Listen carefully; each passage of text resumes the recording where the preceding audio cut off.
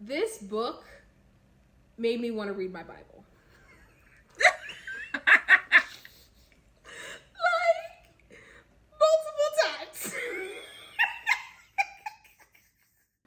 What's up, everybody? Welcome back to a brand new episode of the Lone Limit Podcast.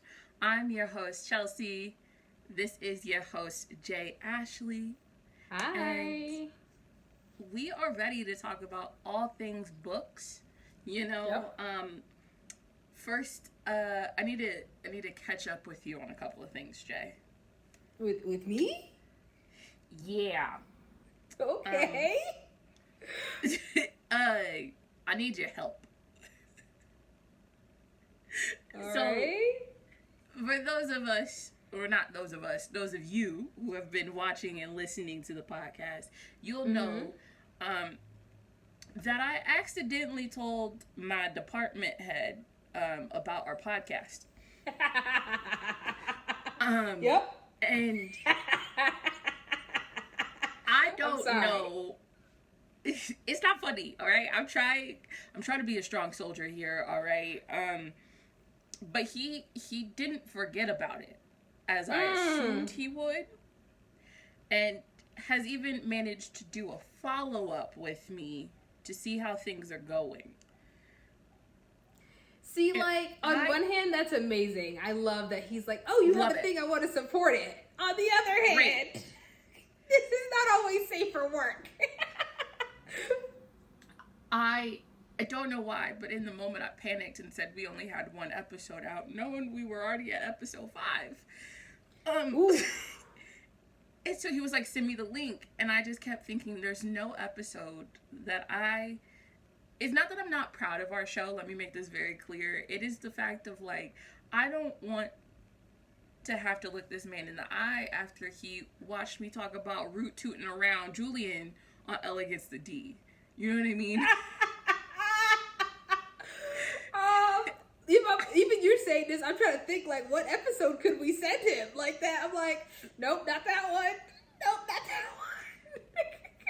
Okay, cool, because that was going to be my question. Maybe. And then here's my fear, right? Nope. Here's my fear, right? I send him the link to one, and I go, hey, boss, this is a safe space, right? But then he starts clicking around and he starts watching other episodes. And I almost want to send him a link to just one, but, like, post it on a different channel. Just send him, like, a private link of one episode only. We just make a whole new channel just for your boss to watch. Oh my I'm so terrified. And what's crazy is, like, I don't even feel like I can help because, like, my mom watches our podcast, which I love. Hey, Mom, I love that she supports it, but What's other up? times I'm just like, we just can't talk about our show, just so you know. There's no follow-up questions allowed. Listen, everyone around me knows that there's a podcast, but, you know, only a select few have been given the link to find it, purely because I don't need everybody up in my business like that. Okay? That's valid. The inner workings of my mind is not for everybody. It's not. That's true. Recommended a book to a coworker who then recommended it to another coworker and put my name on it. And I literally had to then start texting people like, hey, did you read the trigger warnings first? Just remember, I read it for the plot. All right? Like, I know there's smut in it, but please, for the love of God, please don't look at me different tomorrow. No, it's so funny because my best friend, he was actually watching the podcast with his girlfriend, and his girlfriend has a great podcast, actually.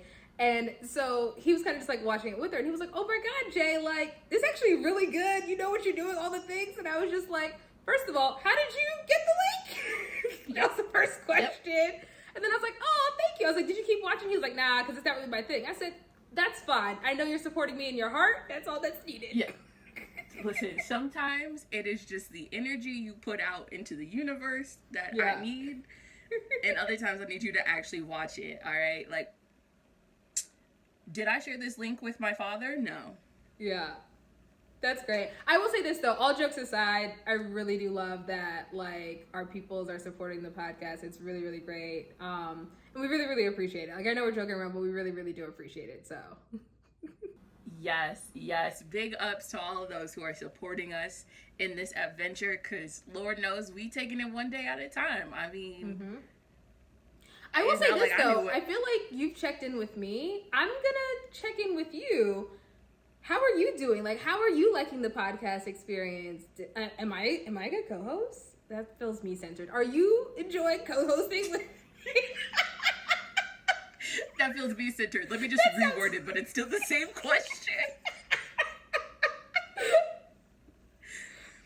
You know, I was enjoying it up until today's book, which we will get into. Oh, I was like, was?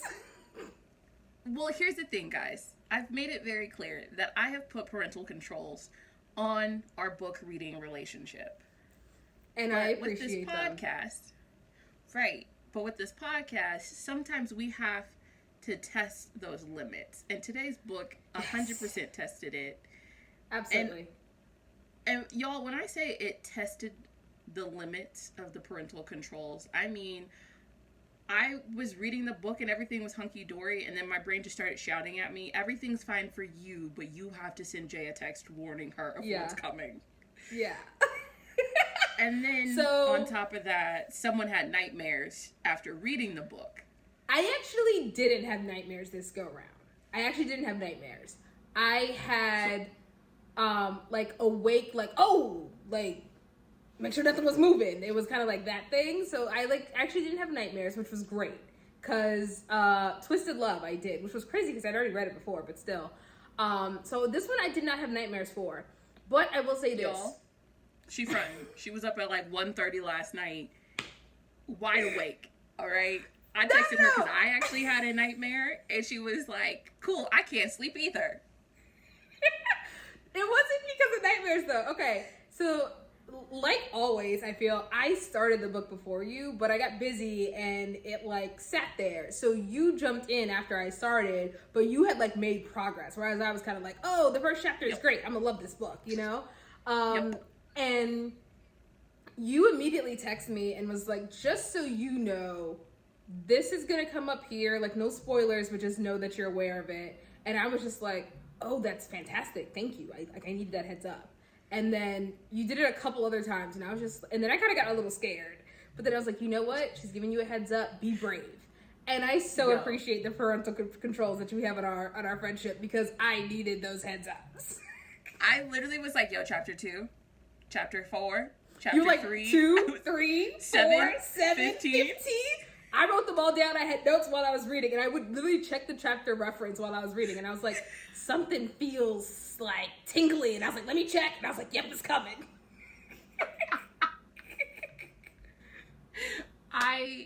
So outside of testing our parental controls, I'm absolutely loving this. I will say it's a little hard to do all the reading for the podcast and do enjoyable reading. Well, not that it's not enjoyable to do the podcast reading, but sometimes as a mood reader, I don't want to read what we picked for the podcast because this other book is shiny and new and I want to read that instead. And then I have to be an adult and make sure I get the podcast reading done first and then move over to what I really want to read, which is also very hard when you have books on Libby. Shout outs to Libby.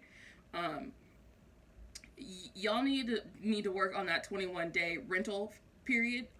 If I could just have 25, you know.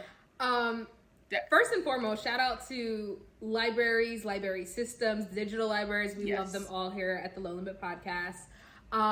Yes. So it's funny, when I first started doing digital downloads from libraries, I was like, 21 days to read a book? Who needs that much time? Me. I be stretching the limits of my loads, and I feel so guilty because I want to turn it over quickly so the next person can get the book.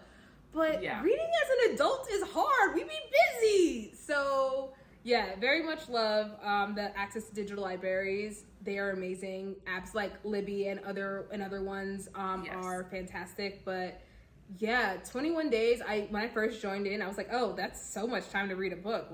Who needs almost a month to read a book? And now I'm like, you have 4 days left on this book. And I'm like, ooh. So when I tell you When I tell you that's the only app I will never turn notifications off for, like that little, hey, this is going to be returning soon notification. When I tell you I turn into Paul Walker in Fast and the Furious trying to read that book. Oh my gosh. Listen. Yeah. Dom Toretto could never catch me out here in these book streets, okay? Loving the Fast and Furious nods. Reference that you don't get. Yeah, I understand. I get the... I feel like we probably haven't talked about this, but I'm a big Fast and Furious fan. Anyway, yeah, I feel like a couple of the books for the podcast, I have like just gotten it in under the return date. So, yeah. You know, and sometimes when you're reading that fast, you get the urge to kind of skim. And personally for me, I'm not a skimmer, but I did see that there are people out here on Beyonce's internet talking about how they will just skip a paragraph in a book because it's too many words. And I want y'all to show yourselves so that I can publicly just go, no, stop that. All right. Now, when they skip, are they skipping, like, seeing what happens and then going back? Or they're just like, skip, I just don't want to read this. It's not for me. DNF. I'm good. What? So, from what I gather, they'll be reading, and if the paragraph is too thick, you know, if it's got one too many C's on it, they say, I'll just move on to the next one. So, for y'all who are listening and not watching, Jay just buffered in live time. In real life, yeah. So you pick up a book, and then you go, this book has too many words in it. Let me skip some. I cannot comprehend this. I can understand within certain parameters skimming for specific reasons, but you skim and go back. You don't just skip, because skimming and skipping are two different things. You don't just skip and then never go back. What are we doing? Just watch the movie adaptation. What are we doing? I have to say this. If y'all listening or watching this are in that group of people skipping paragraphs because they're this too thick, do not be giving out book recommendations. I'm really trying not to judge. Here's the thing. When I come across like new/different, she can't, guys. She can't. If you're listening to this right now, the way Jay is trying to rationalize this and cannot put it together. I'm trying so hard. Like, when I come across new and different book consumption theories, concepts, strategies, I really do try to be open-minded. But if you're gonna, why read it? Like, you didn't want to. Just DNF it and move on. Here's what we're gonna do. If you belong to that group of people, number one, I'm gonna block Jay from the comment on this episode. Number two, please tell me if you do it and why. Just explain it to me like I'm 5, okay? Maybe there's something I'm missing here, because personally, I could never, all right? I already give Jay a hard time for skimming books instead of DNFing. Just to skim a book and still say you completed it, I need to understand the rationale behind it. No. But when I do that, I consider it a DNF. I just skim it so I know what happened in my mind. Like that, for me, that book is considered not read. I didn't read it. I only skimmed enough to know what happened, so I don't have questions about it. Those are two completely different things in my mind. Yes. No, I'm separating you from these people, Jay. All right? Okay. Don't lump sum me. Do not lump sum me.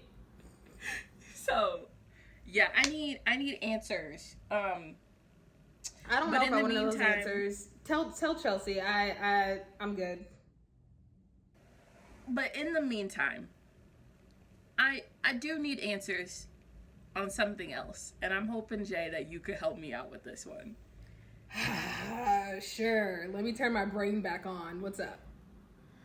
So, I'm one of those people who took a break from reading. All right. Okay. I read all the way up until high school and then stopped reading and then picked it back up around COVID times, right? And I just feel that our breakdown of genres is a little absurd. Interesting. We have these like umbrella words that I don't think all books deserve to be under. All right? I'm out here like Rihanna, just telling any book you can stand under my umbrella, and I don't think that's right. Interesting. Okay. Continue. Here's the thing, right? We call anything supernatural a fantasy book. Okay. And I don't think that's right. All right? Just because I like to read about vampires does not mean I would put that in the same category as someone reading about dragons with a map I gotta flip back to every 5 seconds because I don't know what the hell you're talking about. Interesting.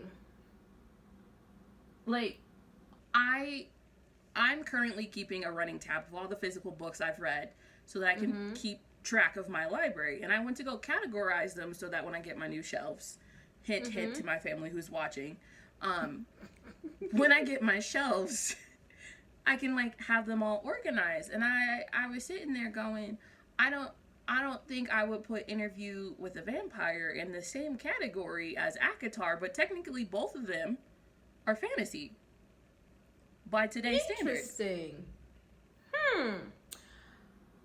Yeah, I get that. That is interesting.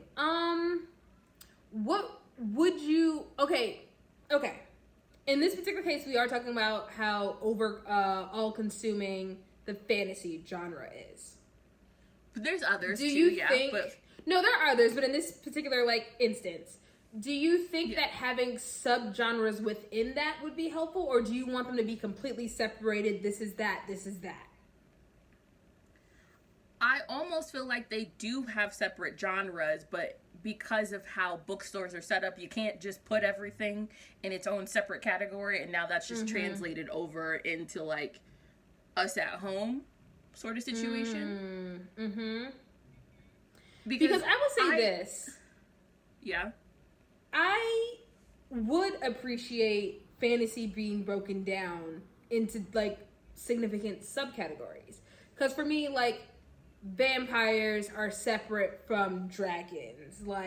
Magic is separate from let's go find a forbidden ring or something. But it's they're all kind of considered cousins of each other within the same genre. Right. But to me, they have different plots and characters and stuff. So that is very interesting. For me, I actually feel like that has a similar vibe, but on the realistic fiction side.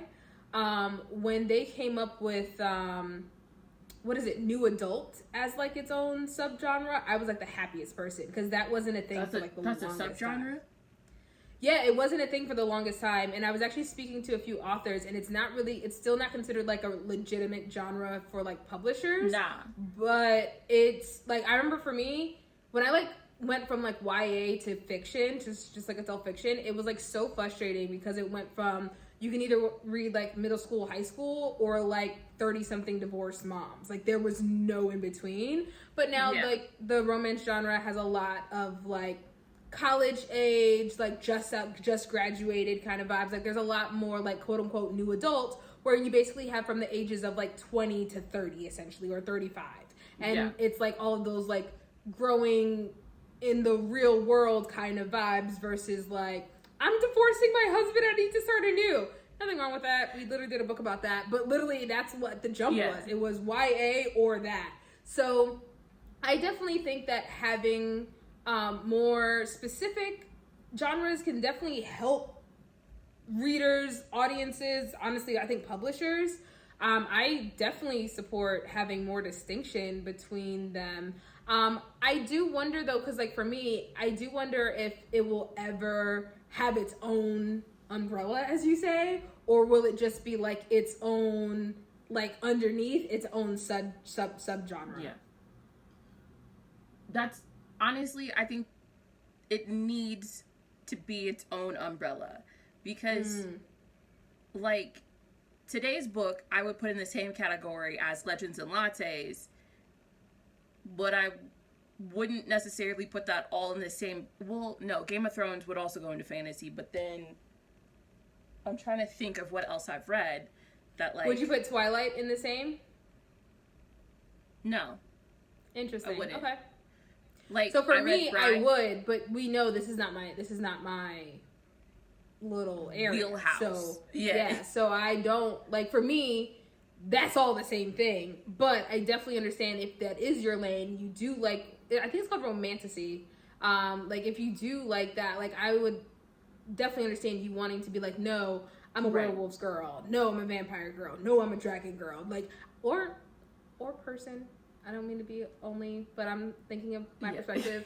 I'm just thinking of my perspective. So I definitely do think more subgenres are fantastic. I do hear you in terms of it being its own thing.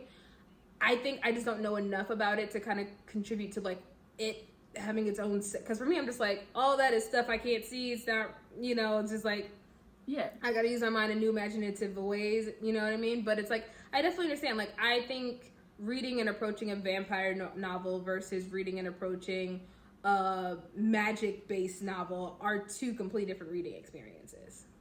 Because I almost feel like I would put it in like a supernatural category. Mm-hmm.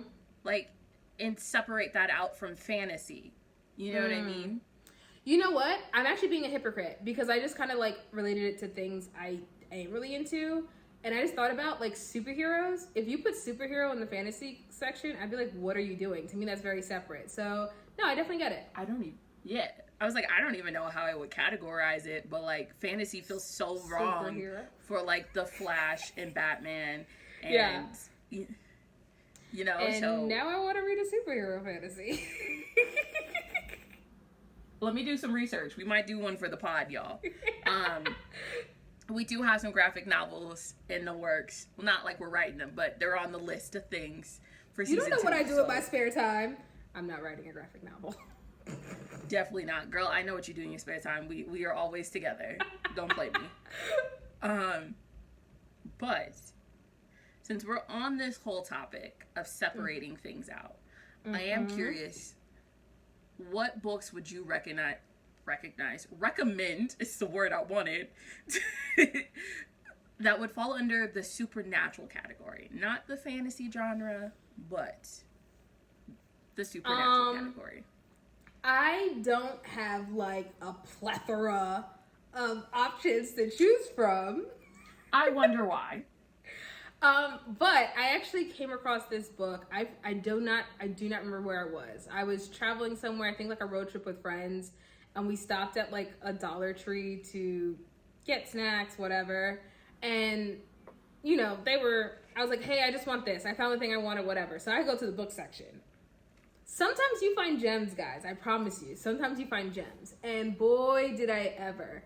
I bought like 4 books. The other 3 I still haven't read. But this one that I got, it's called, let me look it up. Okay. It's called Invisibility by Andrea Cremer. And I am so glad I randomly came across this book in a Dollar Tree in the middle of nowhere in the U.S. Like, it was such a good book. I really, really enjoyed it. It definitely is it's definitely a supernatural and not like a fantasy. But yeah, it's really, really well written. And obviously, like, that's really not my genre world specific. So the fact that I think of it so highly and it's really not in my normal, as you say, wheelhouse, I really, really recommend that book. Okay. You said a lot, but you didn't actually tell us what the book's about. You want me to? I just told you what the book was.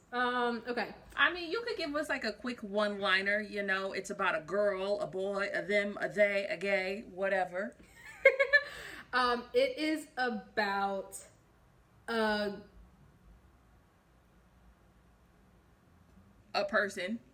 No. I was trying to remember which one. It's about a boy who was invisible, and a girl just moves into like technically his building, and she can see him. He's never been seen before, so he's like, "What?" And okay, Sixth Sense. Word. And so obviously they start dating because why not? It's the only person that can see you. And that's an awkward relationship. Especially because like she didn't realize it at first. It took time to like figure it out. But then like Yikes. all these supernatural like elements are being brought towards them because they're like signaling it, and so they have to fight like this super old man and all these other things and yada yada yada. But no, super great book. Okay. Super great book. Nice. I like the Sixth Sense vibes. Definitely gonna have to check it out. If we're staying on the ghost sort of train here, I would say you have to check out Here Lies a Vengeful Bitch by Cody Crowley. It What's so funny? Nothing. We're gonna talk about this off camera. It is honestly, I'm pretty sure it's young adult, and if it is, fantastic. The way I was sitting here trying to put the clues together, it's a murder mystery. Essentially, this girl wakes up after a wild night of partying, and she has to figure out what happened to her. She wakes up in a river with no clue. Turns out she's dead. All right, and now she has to figure out who murdered her. Well, alrighty then. Yeah, Jay, why you look at me like that? I didn't look at you any specific way. She broke her neck to look at me. But definitely worth it. Check it out. I found it at my local bookstore, and first I saw the title and I said that should be on my tombstone. And then I looked at what this book was about, and I was like, bet, I'm buying it. I even bought it in hardback. That's how you know I was sold on it. Just saying. Paperback stand over here. But yes, check it out for sure. But that whole little recommendation also makes me think about today's book, if you will. Because I think that one is a supernatural fantasy elemental kind of book. Okay. Would you say? The one that we read? Would you say it's... Yeah, today's book. Would you say it's more of a supernatural or fantasy?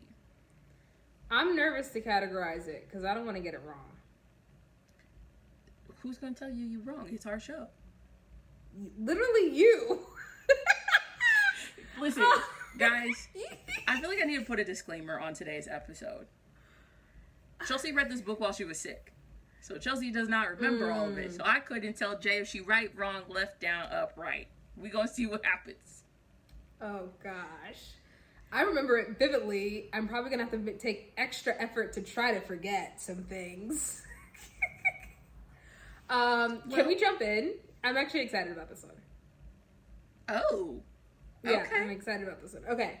So we read I Accidentally Summoned a Demon Boyfriend. Like, first of all, title, okay. It was by Jessica Cage. Yes. Yeah, I'm pretty sure it's Jessica Cage. Yes. I lovingly refer to this book, and Jessica, I'm so sorry if you disagree with this. I lovingly refer to this book as Booty Juice.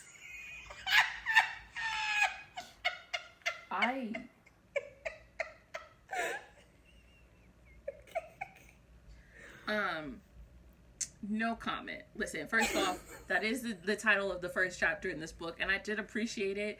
But Jessica, I'm not calling your book Booty Juice. You worked too hard on it.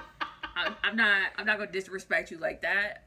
We will have comments later that you might not like, Jessica, but I'm gonna just start off on respect and just say, number one, that was an excellent phrase. But I'm not going to disrespect your whole book like that. No, I only refer to it like that in my mind. When I talk to people about it, I say Demon Boyfriend. Which is like, fair. I mean, we read Demon Boyfriend. Yeah. Throughout all of production meetings, we just kept going demons. So, fair. Yeah. Absolutely. I mean, granted, with me, there's no alternatives. This is the only demon in there. Oh, gosh. Getting into the book, what are your first thoughts on Raina? You know, she's a 30-something-year-old woman who's just trying to find love in these grimy streets that got tumbleweeds rolling through them, and it's nasty and got trash everywhere, and a homeless person sleeping in the gutter. Okay, unhealthy people catching a stray. Honestly, I don't like saying this so early, but it's true. I thought Raina was annoying. I'm not gonna lie, I really did. I was like, girl. I feel bad saying that, but I thought she was annoying. Why? Why you feel bad? Because one of my notes literally is, I don't like a female heroine that gives up. That was literally one of my notes. Ooh. Okay, well, now that we know we're on the same vibe, yeah, Homegirl was annoying. I will say this, though. I do love that she was, like, financially thriving. Love a financially thriving woman. Independent Absolutely. woman. Love that. I love that she had, like, multiple outlets, like her art, her business. Like, I love that. She looked like she had a good friend circle, all the things. Right. I want to fight, like, all of her friends. But, I literally really wrote her friend group is trash. Yes! Yes! Okay, no, but Raina herself, I thought that she was a bit annoying. And I feel bad saying that, but she was.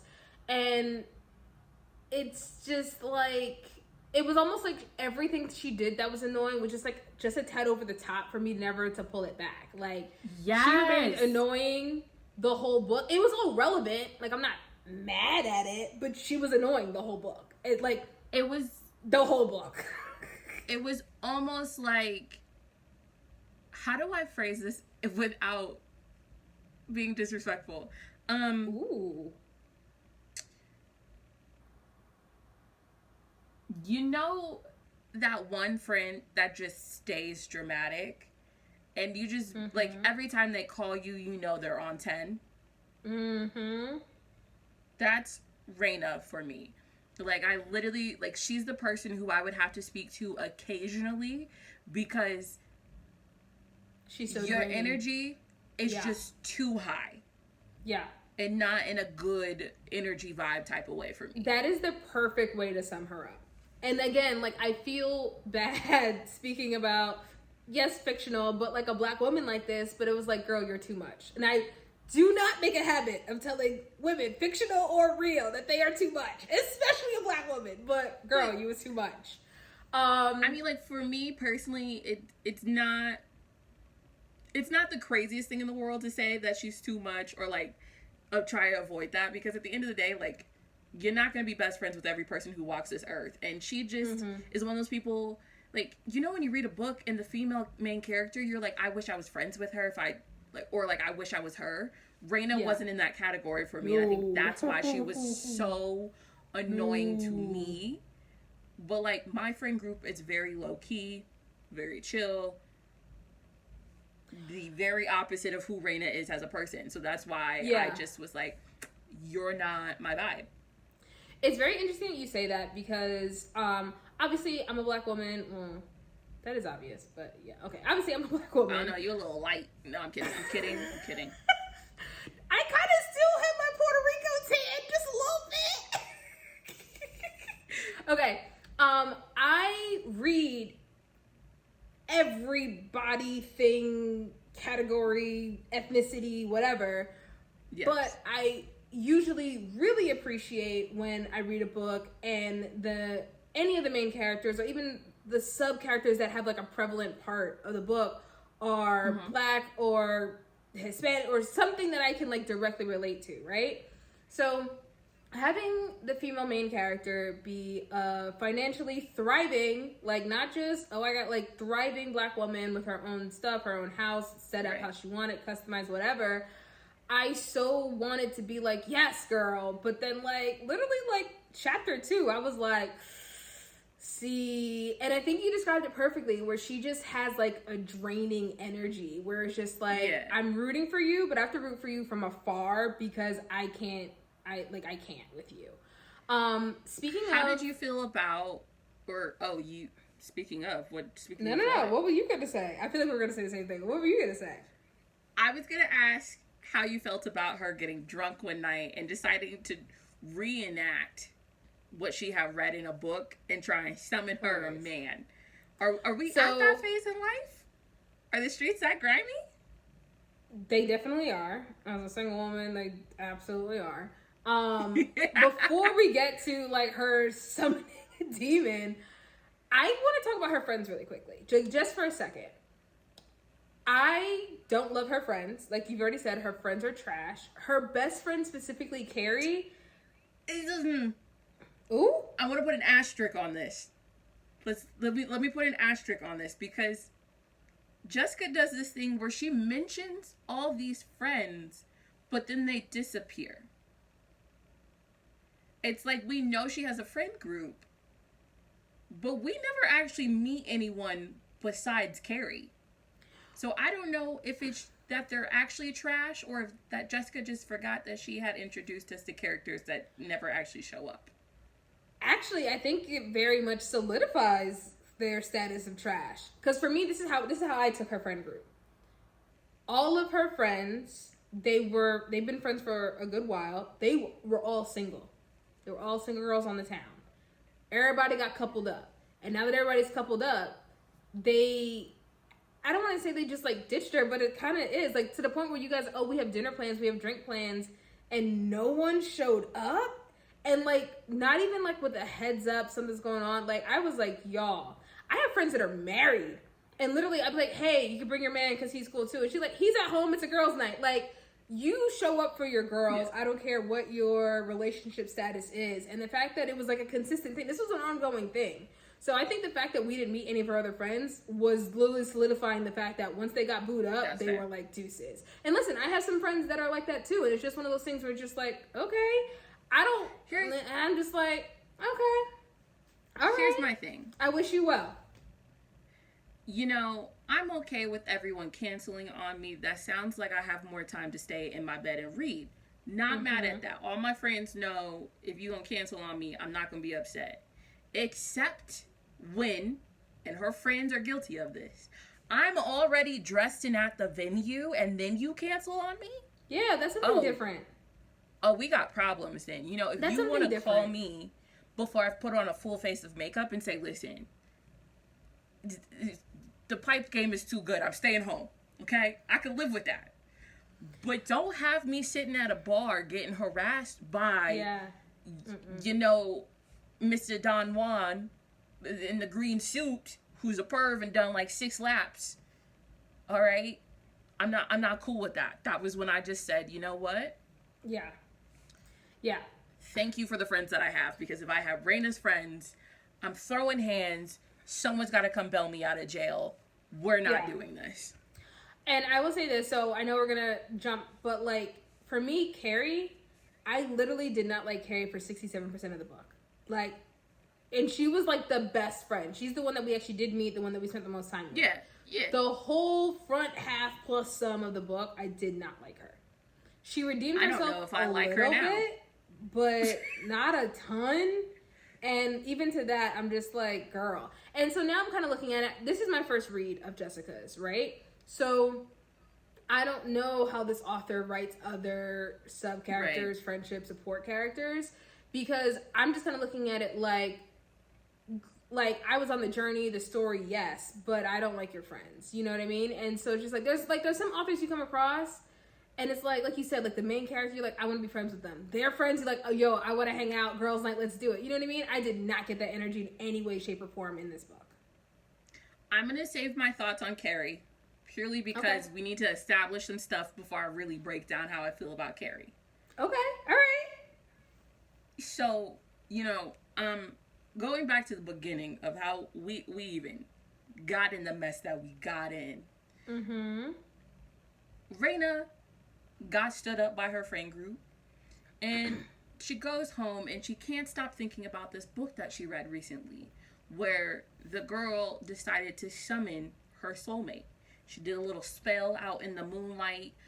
Clearly she didn't watch Practical Magic, because if she had watched that, she would know that doing spells for love just is not going to work out for you. Okay. Also, let's just quick reminder: Homegirl was drunk. Yes. Homegirl was drunk when she decided to reenact the spell from the book. Personally, I just kept reading it going, oh, sweetheart, no. Don't do that. Don't do that. Because if you not trained in the arts, your spell could go haywire. That's one thing I learned watching Charmed. Shout outs to all my Charmed fans out there. Personal gain, it's always gonna blow up in your face. All right, so the rules of supernatural, I already knew this wasn't gonna work out. Jay, as someone who is not versed in the world of supernatural, how did you feel reading that section of the book? Hella nervous. It's interesting, and I will say this is one of the benefits of reading outside of your genre, and I do really think you should do that every now and again, is that for me, the book was a book full of plot twists. I never saw anything coming because I don't read this ever. So yeah, I was like, girl, please don't do this. Please don't do this. And just knowing what the book is about, I was like, this isn't gonna go well. Oh gosh. So I was nervous. I was like, please stop. I was nervous. And then Matisse, our demon boyfriend, shows up. And I just went. So he does show up, but he doesn't show up immediately after she does the summoning thing. No. She does the thing. She looks around. It doesn't work. She goes, has an amazing shower and tub. Now, Homegirl sounds like she can design a house. I will say this. That, I was like, okay, girl, I respect your house game. I'm not going to lie about She's that. The Black That Joanna bathroom Gaines sounded at this point. amazing. Yes. But then Homeboy shows up. Well, Home Right. He doesn't like being called a boy. We learned that. This is where things started to get a little shaky for me.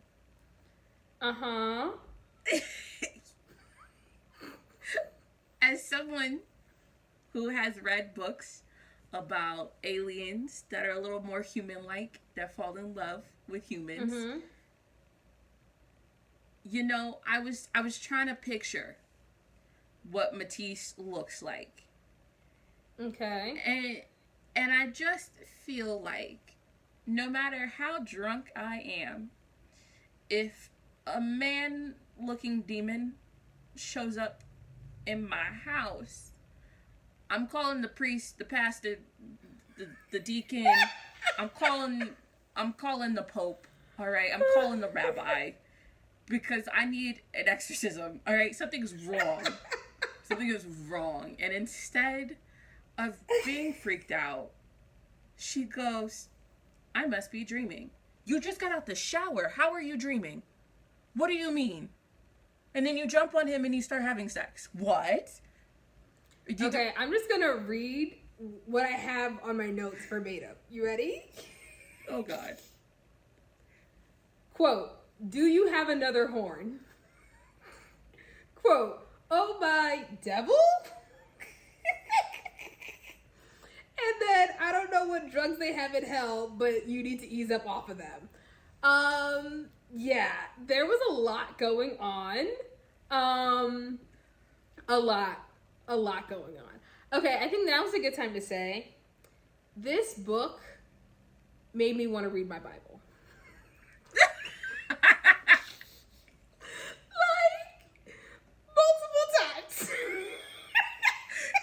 It said, in the name of the Father, the Son, and the Holy Spirit, amen. I rebuke you. Okay, so check this out.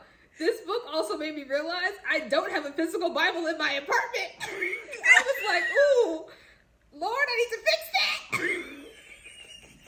that. Panic everywhere. Okay, to be fair, before all the saints start yelling at me, I do read the Bible. I read it on the Bible app, or I just Google the specific scripture that I'm looking for. But this book made me realize I do not have a physical Bible in my apartment. I will be fixing that, but whew, Why did it make you feel like you needed the Bible, though? I don't know. Listen, personally, I don't really care if it's a demon or what it is. It didn't make me need the Bible. I just went, as a writer, how did we get here? So for me, it was actually the reason why I felt like I needed the Bible was because I don't read this genre often. I wanted to like kind of fact check certain spiritual aspects. That was like the main reason why. Because I wanted to be like, all right, how is it like in the Bible, and be like how close or far away it was. But then there were also like some scenes in the book where I was like, I'm not busting out my Bible right now. We just gonna go off of memory. Okay, I will say, for anyone who leans more towards the religious side of things and is still curious about this book, the author makes it very clear that this demon doesn't come from the hell that everyone who grew up in church would recognize. She does a very good job of making it clear that this is separate from that quote unquote completely world. Yeah, and I appreciated that. Love that. Yeah. So don't feel like you need a Bible to get through this. You don't need to fact check. No, you don't. The correctness of this. No, you don't. I would suggest that you didn't do that. Yeah. No, you don't need to do that at all. So after Matisse shows up in her house and Ray decides, I'm dreaming, so I'm gonna just have happy times with Matisse. I could say that. They had a time last night. Such a great time. But then she wakes up in the morning hungover and Matisse is still there. And I just sat there watching, quote unquote, her have a freak out. And I just said, what? But yeah, you know what? It's fair. Her refusal or her disassociation of acceptance was odd/annoying to me. Like you Matisse had a lot of patience. Yeah, Matisse had a lot of patience because I would have been like, on Matisse. Ooh. He had a lot of patience because I was like, girl, I'm annoyed. Like, figure it out. Yes. Put two and two together. Like, get it together. So, I'm curious what your thoughts were after she gets sick, trying to rationalize all of this, and he just goes, poof, I'm out. So, what were your thoughts at that point in the book? Were you like, how are we supposed to have a book now? What's going to happen? Where do we go from here? Because mind y'all, we're still in chapter 2 at this point of the story. I was like, okay, obviously that's not how he goes away.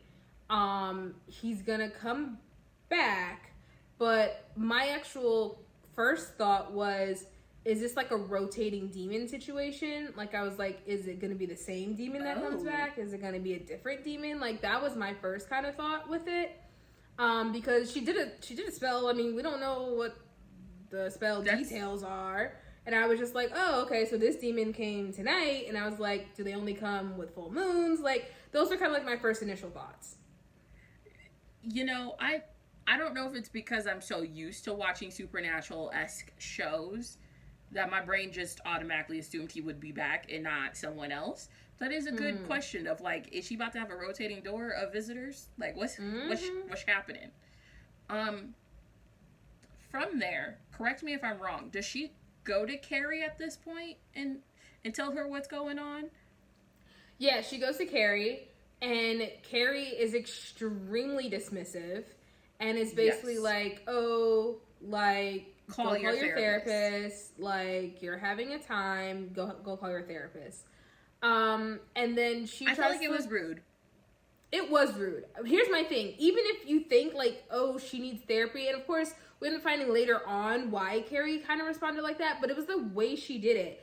Chelsie, if you came to me and you were like, Jay, oh my God, I don't know what's going on. A demon came to me last night, all the things. I would have been like, first and foremost, how do you feel about it? Like, that would have been my first thing. Instead of me trying to dictate stuff to you, it's like, how do you feel about it? And then you'd be like, oh my God, I got sick because like, I just can't. And I'd have been like, okay, first things first. Listen, I'm gonna be a good friend. I'm gonna be like, first things first. You got sick. Let's put some things back inside of you. Just give you some sustenance so that we could sit down and figure this out. And then I would have politely asked, hey, am I the first person that you talk to about this? And then you'd have been like, yes. I'm like, okay, cool. Do you think maybe we should include your therapist, or is that something that you don't want to explore right now? And then if you go like, no, I'm like, okay, cool. How can I help? Because obviously Raina isn't like afraid, isn't like unfamiliar with therapy. So it's not like her going to therapy, she wasn't like scared of it or whatever. It's just that she went to you as a friend first. Like, be a friend. Y'all, this is how you know you want to go to Jay in a crisis and not me. Because number one, if y'all show up on my doorstep talking about how a demon showed up in the middle of the night, you were drunk and you thought it was fake, and then you had some times, number one, I'm falling off the couch laughing because I'm not gonna take it serious at first. I'm gonna think that you're just messing with me. And then number two, I'm gonna need proof. I'm not saying I don't believe you. I'm just saying either Ashton Kutcher is about to hop out my closet or this is real and I need to know which side of my brain to use in that moment. And for y'all Gen Zers who don't understand, that is a reference to Punk'd, which was a fantastic show. All right. We was out here just pulling pranks on people. But yeah, no, I definitely would laugh first. All right. I'm not going to shove you at your therapist and just be like, I don't think so. Right. But, and my thing was like, especially as a bestie, like, I feel like even the humor wasn't explored in that moment. It was like, to me, Carrie felt very dismissive. Very dismissive. Yes. And especially you as a best friend knowing that Raina has a potential history with this, to just be like, go call your therapist. Like, I was not happy camper with her. This is why I got mad at Carrie. Because even without the knowledge that we gain later on in the book, if you feel like your friend is talking a little cuckoo for Cocoa Puffs, and you have to say, I think you need to call your therapist, why did you not stop at any point and just go, yo, you good? Like, are you okay? Mm-hmm. Because the way Carrie treated it, it was a cry for attention. And that, to me, felt so shady for someone who's like her best friend for years. Yeah. I was like, no. Yeah. And then this is where things start to get good, at least in my opinion. Jay is going to disagree with me here. Good. So, okay, go ahead. After visiting her so-called friend, Ray decides, you know what, I just need to take a beat. I need to take a pause. So she decides to go get tacos, as one does when they're having a rough day, because when having tacos made life better. And then she goes to sit on her favorite park bench, and she realizes, my spidey senses are tingling, something not right. She turns around, and there's a whole demon waiting for her. He said, oh, it's a wrap. And for me, I was in it to win it. I said, oh, shut it off. But then midway through the scene, I realized I needed to warn Jay. And Jay, how do you feel about your first demon attack? You okay? I made it through. It was a lot. You sound like someone who just got rescued from a plane crash or something. I made it through. First of all, Raina was annoying even while getting attacked. Like, yes, girl, that was not black girl horror film energy. Like, you failed. Her inner monologue was just so like, oh, I scraped my knee. And I was like, girl, there's a whole demon after you. We don't have time for this. Move. So, interesting enough, and it's funny because we picked our hot topic before I read this book. Yes. I did do a little skip and a jump in this section. Not how fair people be doing it. Let me explain how I did it, because so this was in the case where you warned me that there was a demon attack, and I was like, thank you, Chelsie. So I knew it was coming up, and so as Raina's spidey senses were popping off, my book reading spidey senses were popping off. Like, the level of suspicion I get when I'm just being like, is there a surprise pregnancy in this book? That's what I was getting, like there was about to be a demon attack. So it's good to know that my senses work for other things. Yes. Okay, in all fairness, guys, my warning literally was, hey, how far have you gotten into this book? And then I said, all right, cool, just so you know, there is a demon attack at the end of chapter 2. Mm-hmm. And then Jay goes, what? And I said, it's not gory or anything. A lot of it is inner monologue, but there is a demon that attacks. And that was all I told her. So she still kind of went in blind. She just wasn't, like, jump scare blind. Yeah, you removed the jump scare element, which I super appreciated. I was so scared, though. Well, it is spooky season, so, you know. So, I read it, but I did, like, skim and skip and jump and go back. So, as she was in the park, when she didn't get the tacos, I was like, that's dumb, you're hungry. And then when she was like, things were still, things were too quiet, silent. I was like, you're in a park. There should be people, there should be sounds. Yeah. I was like, something's gonna happen. And I literally went to, I read it digitally, and so I literally went to be like, where are we in the chapters? And I realized I was in chapter 2. I was like, oh, there's a demon attack in chapter 2. And I was like, it must be coming. And so what I did was I put where I was at the top of the page, and I literally skimmed through each paragraph. And then when I kind of got like the demoness part, I said, okay, cool, it's there. Went back, read, jumped to the demon portion. It was kind of scary, like, so I had to like read a little bit of each paragraph, to kind of get what was going on action-wise, but without too many specifics. And as soon as I read anything kind of scary, I skipped to the next paragraph, and then I kept doing that. And then when it got to the final, like, by the time she got in her car, I said, okay, and I went back and read what happened. So, I basically did that with every demon attack. So, she gets attacked by a demon, and then Matisse shows up and saves her. Yeah. And this became strike 1 for me.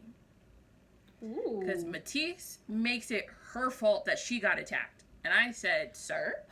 Yeah, they're annoying. He said, stay put, mind your business. I don't have time to come save you. And I said, sir? That's not how we do things in this world, okay? So, I tried to let it go. I did. I really wanted to let it go. But now we have Ray stuck at home, terrified, and the one person who understands what's happening has literally just shoved her off and said, I don't care, just shut up and be quiet in the corner. And I was like, we got a problem. And then finally Ray decides, you know what? I'm going to go to a movie. Which, I know Jay might not know this, but those of us who delve into the supernatural world know that you never go to a movie theater when something is after you, okay? Is that like a known attack spot? It has been featured in quite a few scary things. Got you. So I did not know. And I am now scared of movie theaters. You're essentially a sitting duck in the dark. What do you do? Try? As someone who used to work at a movie theater, I guess I'm never going again. No, you're fine. As someone who used to work in a movie theater, when I worked that night shift and they'd be like, I need you to take out the trash, I was like, that's a man's job, not mine. Okay, I'll go clean the bathrooms. But then there's these 2 old ladies who walk in. And I'm not gonna lie, my brain ruined it for me. My brain ruined it. So there is this movie called Legion. It came out forever and a day ago at this point. but this old lady was disrespectful and she was a demon in that. And so when these two old ladies walk into this movie theater that's supposed to be sold out and it's just the two old ladies and her, I said, ooh, no, we're not doing that. You need to leave right now, Ray. But of course, obviously, that's not how the plot goes. So we stayed. And when the two old ladies... Also, this is so silly. I was like, why would you go watch an alien movie? Like, if I just got attacked by a demon, it is literally comedy or maybe animated children movie only. Yo, I'm putting on Trolls, all right? I'm singing along. I want all the glitter. I want all the pink. I want the happy colors, okay? I don't need... You know, because when I was texting you, like, yo, I need to go to sleep, I had to put on stand-up comedy to go to bed. Like, why would you put something that also has other super, she was annoying. Yes. And mind you, this is like chapter 4. Like, it literally was like one thing after another, which, in terms of pacing, I appreciate it because we was moving, and I liked that. But when Black Spidey senses didn't tingle at just being alone in what was supposed to be a sold-out movie theater, I was like, oh, we got problems. We got real problems. And this is also a moment I had to text Jay because the demons, they joined into what I literally couldn't explain verbally to save my life. Jay, I already know you were terrified, so I'm not even going to ask you how you feel in that moment. It was actually very interesting. Like you were saying, you can't really, like, I saw it very vividly. Like, I know I read it in a book, but in my mind, I was watching it happen, which maybe no, I also was terrified. Yeah. Oh, okay. I saw it vividly. I just can't describe what I saw to the people. I couldn't put it into words other than it was a hodgepodge, almost like conjoined twins in a sense. But Matisse shows up again. And what should be the moment where all the girls are screaming, ah, it's my man. I said, sir, if you ever talk to me like this again, I'll sock you in your throat. Because he gets mad at her for going to the movie theater. And he's like, I told you to stay put. And if you don't act right, I'm going to just take you to hell with me. Because you can't act right. And I just wanted to be like, who are you talking to? Because it's not me. And I literally, at this point, registered what was going on. Matisse has no swag to him. There's no smoothness. Ooh. You're the right. Children of today would say he has no riz. No riz. I never even thought of that.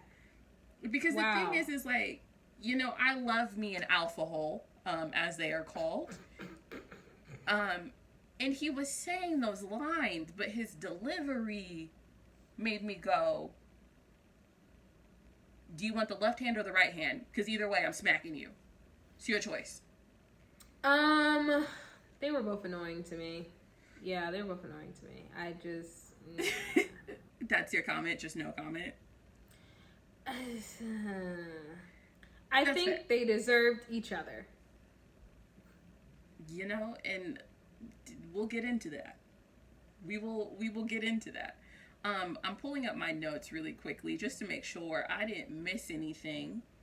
I'm going to jump in really quickly. I do want to give Jessica her flowers because I think it was written well. Granted, again, I'll put the disclaimer, I don't read this world often.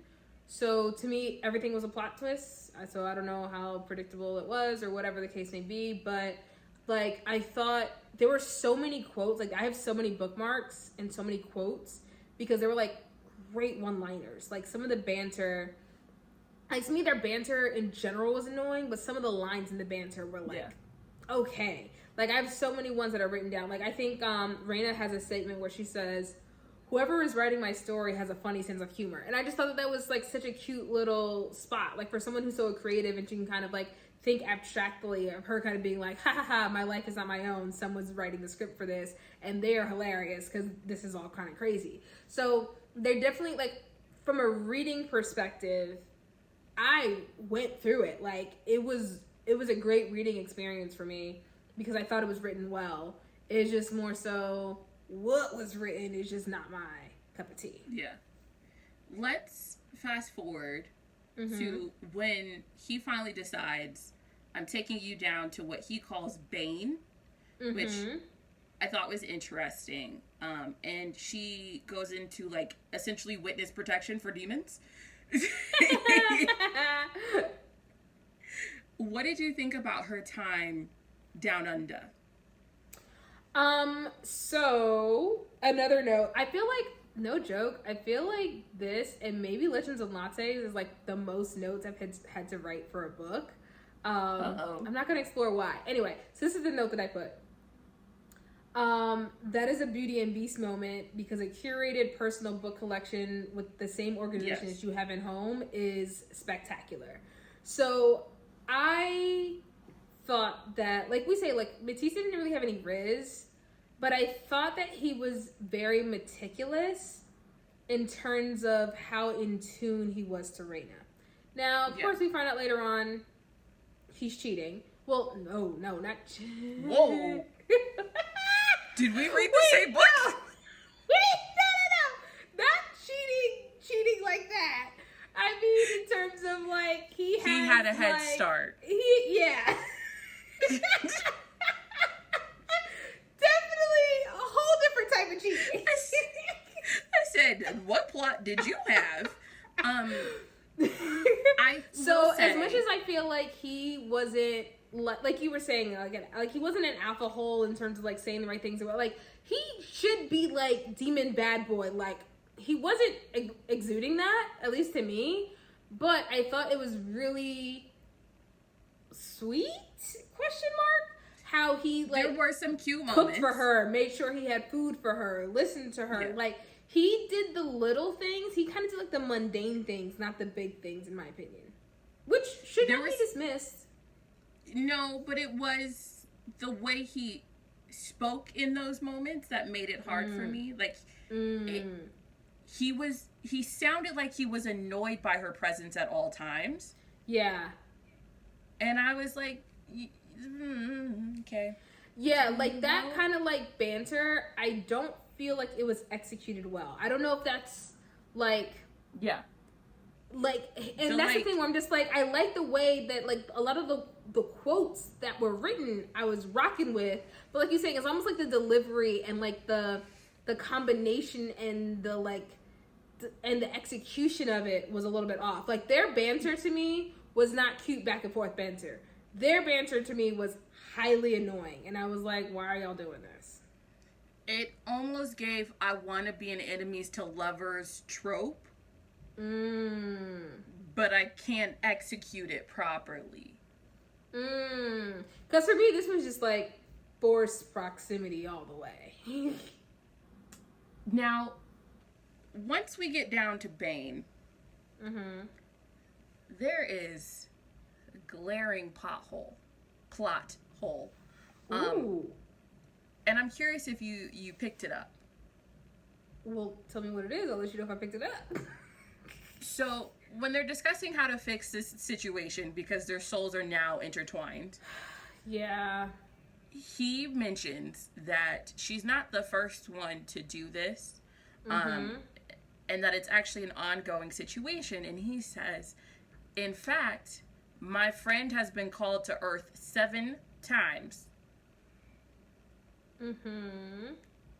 But then they never go to him for help or discuss how he's been called 7 times and what he's doing to get out of it. Oh my gosh, I never even noticed that. You're right. Instead, we go on this journey to find a woman who has to to fiddle the bean. To flick the bean. In order to essentially mask her for all demons. And I just said, we could have just gone to homie who's been to Earth 7 times. You know, either he's killing them or he's separating somehow, and we could just ask him what he's up to. You know, what's the deal here? What's the tea? I never even thought about that. That's crazy. You know what's interesting though? I feel like there were like little breadcrumbs of information throughout the book that like later on I'd be like, is that what that calls back to? Is that what that calls back? Like I kept asking those questions because I was like, why drop the crumb? And not once did I ever think about that crumb. Wow, I feel silly. It literally was like, as he said it, I said, so why aren't we going to him? Yeah. Like, as the words came out of his mouth, I just literally went, so we not gonna call him on the demon phone and say, hey, yo, what's you doing up there on Earth? How do we do this? Listen. So, I will say... Also, her phone working in hell for like 2 seconds. What was that? Like, this is also why? When Carrie goes, oh, that's a cute, like, Zoom background or whatever, I was like... Yo, your friend, okay. Your friend came to you, hey, a demon came to me, and you go, oh, go see your therapist. Then homegirl calls you, hey, I'm in hell. And you're just like, yeah, I'm sleeping, don't wake me up. Those are two things that are connected. Whether you believe her or not, go check on your friend. Are you serious? And this is where I do give her a little bit of okay, because you led the whole like search while she was gone, but it shouldn't have gotten to that because she came to you twice and you dismissed it. Here's where I just go, Carrie, I need you to kick rocks like Carrie Hilson after she came for Beyonce. Ooh. Your friend came to you once and said, yo, I think I accidentally summoned a demon. And you said, sweetie, I think you need to call your therapist. And then your friend comes to you a second time and says, bruv, look out the window. I'm calling you in the middle of the night. This is in my backyard. And she goes, I have to be up for work in the morning. Can this just wait? Mm-mm. And then you don't hear from your friend for weeks, months. Mm-hmm. And you didn't stop for 2 seconds to be like, maybe she was right. Not even just like maybe she was right, but like, yo, I'm a terrible friend because clearly my friend was going through something. And all I did was shove her off on her therapist. Yeah. And I will say this, and I really did try to kind of rationalize this. I don't agree with this, but I really was trying to rationalize. I was like, you know what? I do believe that it's okay for friends not to have the capacity to take something beyond, you know, their capacity at the time. But again, I just feel like it was extremely dismissive the way that Carrie handled Raina. And if it is something where you felt like it was too much for you to take on because she kind of had a quote unquote mental break in the past, like, then you don't just go keep passing her off to the therapist. For me, next time you call, I'm like, hey, hang on 1 second. And I'm three-waying the therapist in. If it's that serious, you feel like your friend is that much like, oh, go to your therapist and I don't have the capacity to talk this through, then at least do the extra steps to try to connect her to the therapist, because obviously that hasn't happened since your last conversation. But also, like, yo, if you call me at 4 o'clock in the morning, we're just going to say 4, in the book it's just the middle of the night, she says her alarm's going to go off in a couple hours. But if you call me at some ungodly hour, number one, my brain will always go, is this an emergency? I literally, every time I answer the phone at that time of the night, what's going on?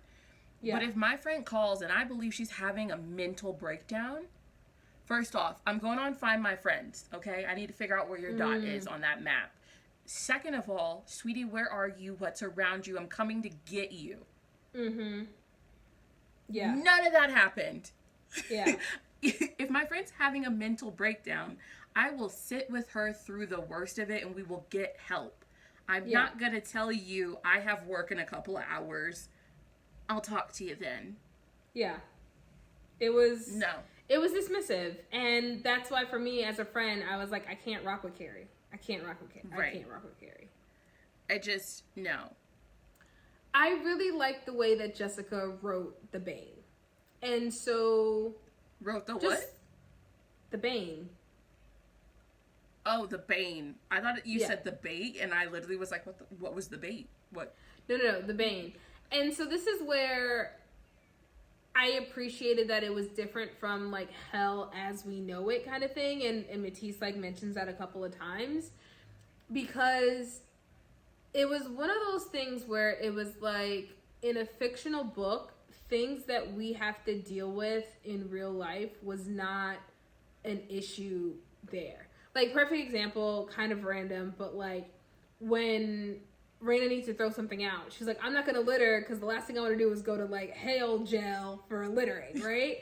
And he's like, it's biodegradable. He was like, we don't have litter like Earth. And I was like, so I literally like how she wrote something that in our mind is like a hellscape, it's horrible. And it was like, no, it actually has some advances and some built-in structures that are better than what we know in our world.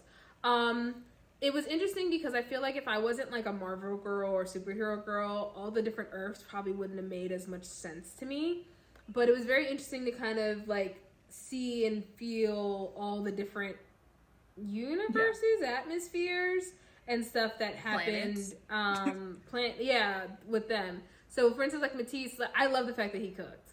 Look, I love the fact that he was like, you need to eat. Like, let me feed you after just like getting a whole bunch of takeout.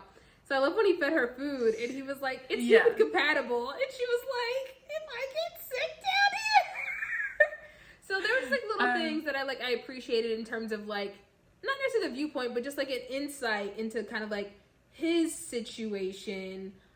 Because it was very her centered. And like you said, like we don't get as much in depth in the conversations. Like this is another one of the books where I feel like his reveals happened late in the story.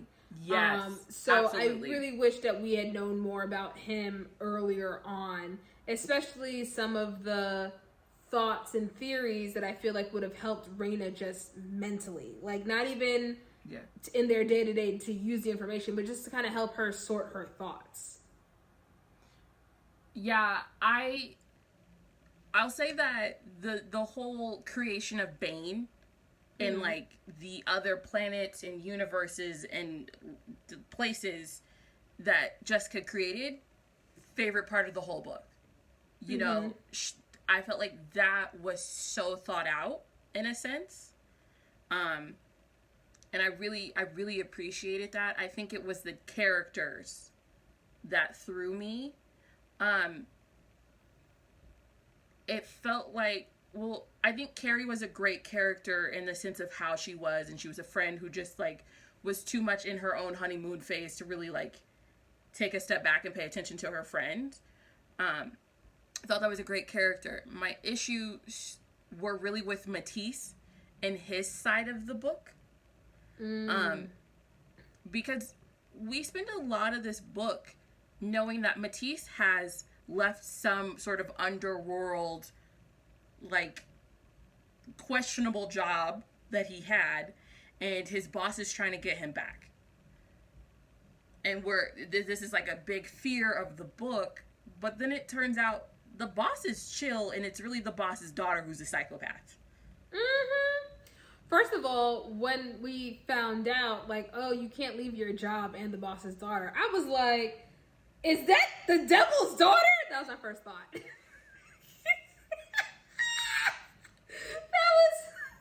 was my first thought. This man spent how many pages telling you it's not what you think it is down there in Bane, and you said, devil's forget daughter, what he said, this is what I gotta say. Yeah, it's interesting because I feel like so many characters and things were established in his world, but again, I feel like we got some details too late. Like, I don't want to say we got some details too early because I feel like they nodded and connected, but there were a couple of times I'm just like, I feel like we got some details too late. Like, I don't know. Like, the characters all had purpose, which I did like. Like, I don't feel like there were wasted characters. But I also feel like Olean, I feel like she came up too many times, actually. Like, we meet her when she first goes to the Bane. Then we meet her again on Earth. Then we meet her again. I was just like, girl, we get it. Like, go somewhere. Yeah. And then, Leoka, the witch, the one that put Lakasha. I think I just went black and said Lakasha. Leosa, I think it actually is. Leosha. Whatever. The homie. Homegirl. Lily. Yeah. Witchy homegirl. I liked her character, and she actually knew more, and I feel like you were saying in terms of, like, going to find information, they went to her for the spell, but I feel like she could have possibly been a resource for information. So, it's just one of those... Here's the thing with Lily. We go on this whole adventure to get some ingredients to bribe her to do the thing that she needs to do, and then everything after that we just keep going back to her, and she's like, you're gonna owe me, and they're like, just put it on my tab, and I said, what tab, and why didn't we start there instead of almost losing our main character in the marketplace, where we ended up picking up a blue dog that I've nicknamed Pico de Gallo at this point. And I just... In my mind, he was Pikachu.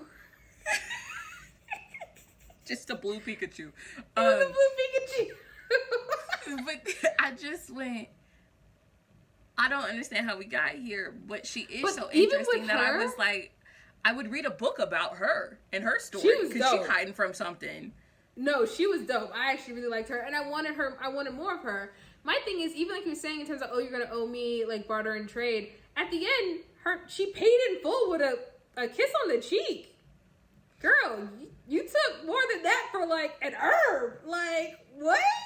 So... You was all in her cootie cat at one point, and then all of a sudden a kiss on the cheek is okay? What we doing? Side note, because you know me, I respect the demon consent. Across the board, consent was had. Continue. I have a question for you. How did you feel about the time jumps? So, first, the Bane and Earth have different time cycles. So, 2 weeks in the Bane is basically 2 months on Earth. And then, so while she was in the Bane, a week is a month, basically. I thought it was... 1 day in the Bane is 7 days on Earth.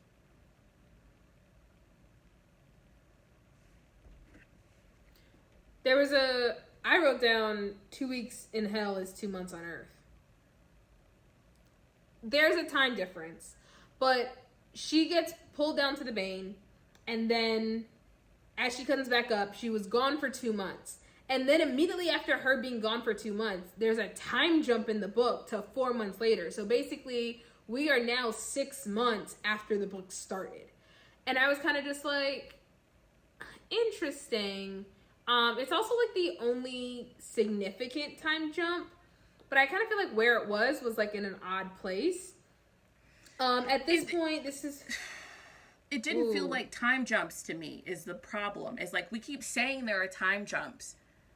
But besides the conversations with Carrie and the conversations about her losing her job, the time jumps didn't matter. What do you mean? Like, in terms of the story and the plot, we didn't actually need the time jumps. Okay. I felt like it was significant just because of, like, the time difference, like, cycling difference between Bane and Earth. But either way, 6 months later, she's on Earth, and Oleon goes, hey, homegirl, my man still ain't my man, so now I wanna fight you. And that's actually where one, Carrie believes Raina, and also, well, first it's where Raina discovers she has any sort of powers, and then that's when Carrie goes, oh my god, I believe you. So that whole like demon chase hunt on the expressway. Okay, first of all, they literally, I don't know if I wrote down the quote, but I thought it was so hilarious. She was like, well, what do you do if demons chasing you? And it's like, oh, you get on the expressway. I thought that was hilarious. But I also thought it was weird because I'm just like, the supernatural world is very much in the real world in this moment, and isn't that like against rules? And I think like Cleofo, the shadow dude, I don't remember his name, mentioned it a little bit that when Olean breaks rules, the boss doesn't care because she's the daughter. But if anyone else did, like, they would be like in big trouble. But I was like, Homegirl released like monsters on Earth, and she herself was like popping off on Earth, and I was just like, I feel like that was never addressed in the Bane. Like, it just never talked about it. Yeah.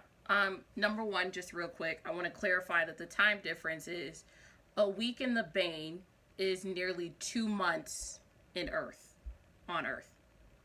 Oh, okay. So I had the time off by a week. Okay. Yeah. So just that clarification, because I feel like in these episodes, I start searching for things, I get sidetracked, we never clarify, so I want to clarify that. Number two, Ollie out here, just releasing Transformers, like demon Transformers, and we don't say nothing. We out here trying to blame Carrie's boyfriend for the situation. Talk about it's domestic violence. No, it's not, sir. No, it's not. He ain't out here flipping cars on the expressway, okay? Yeah. This is where my issues with Ollie really started coming in, especially with the whole conversation about how the boss wanted Matisse back by any means necessary. Mm-hmm. Matisse is beat up twice in this book by unknown creatures, right? Because they're wanting him to come back to the fold. Ollie is out here kidnapping humans, having schmorgies,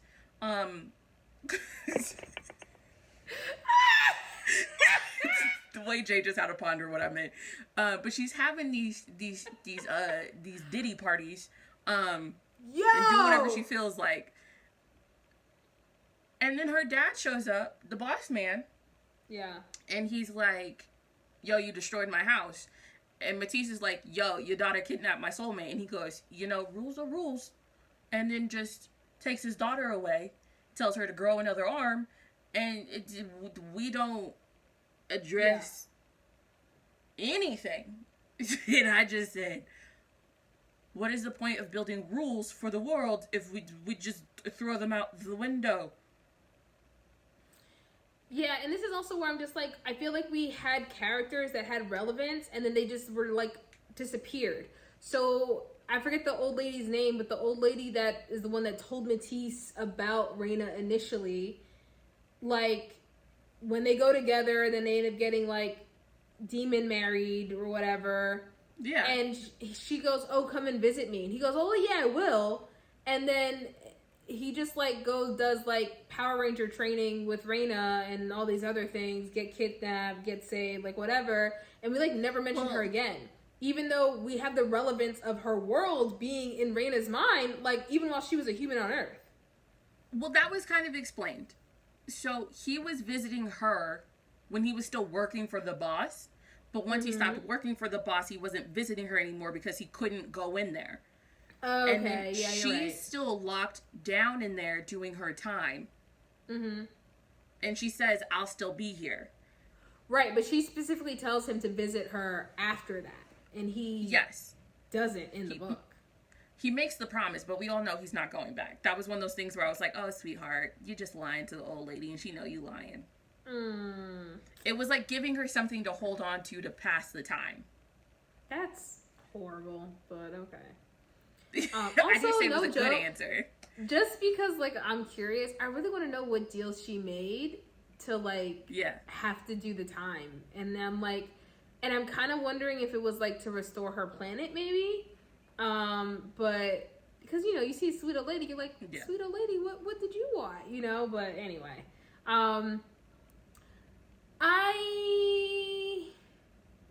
Can we rate it? Yeah, I was going to ask you, I feel like we've made our feelings very clear on this book.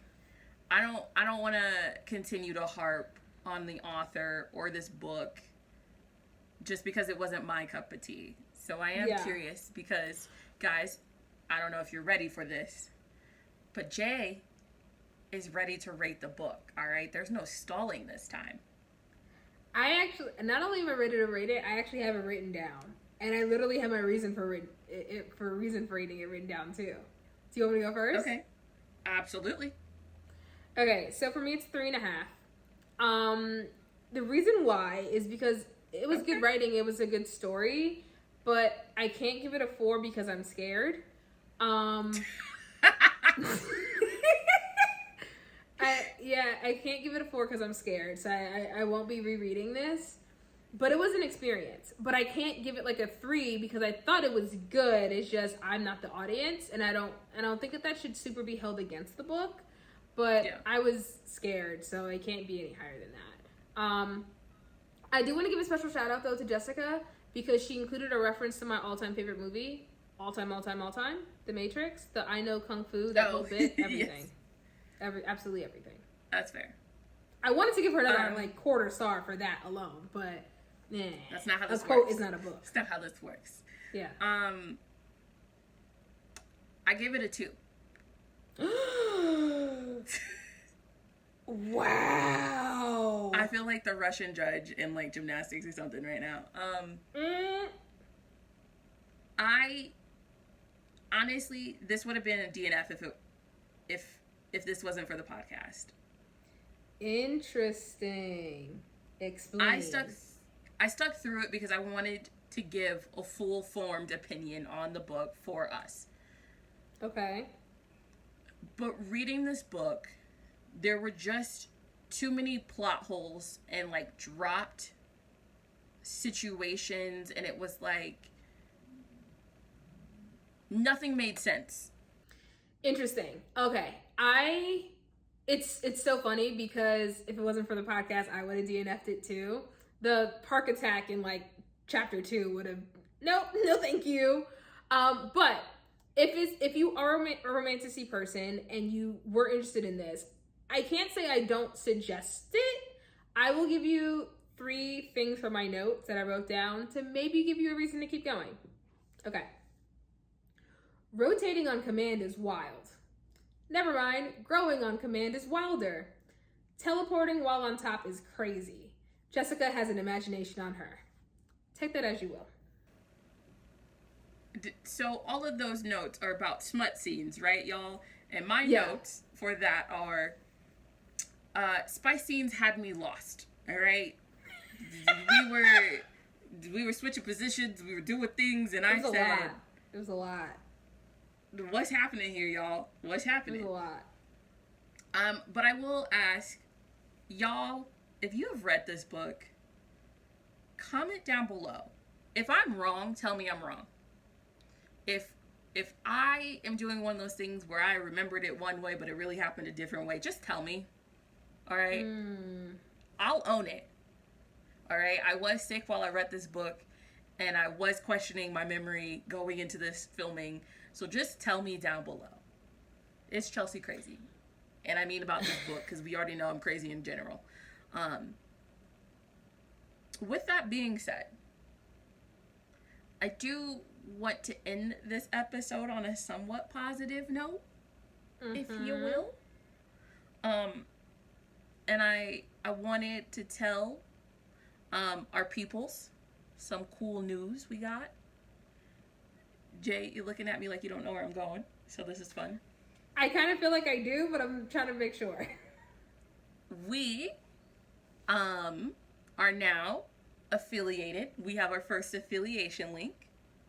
So, if you have been intrigued by any of the books that we have mentioned, whether in passing or we've broken down on this podcast, you can now go down to the description box, and there's a link to bookshop.org where if you use our link, we get a percentage of the sale when you buy a book, but also a percentage of the sale goes to a local bookstore of your choosing.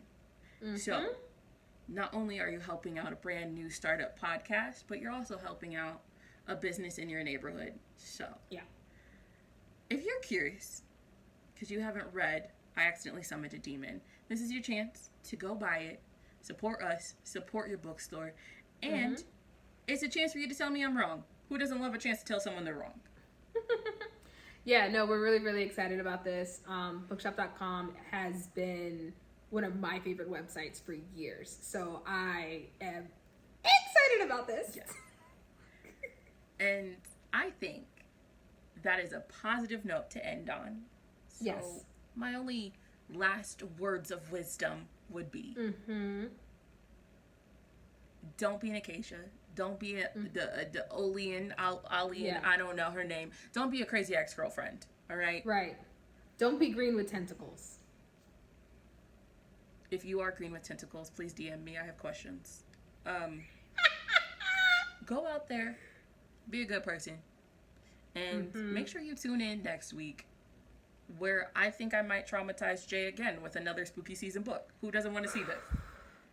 Y'all, the month is almost out. All I gotta do is make it through. That's all I gotta do is make it through. In the meantime,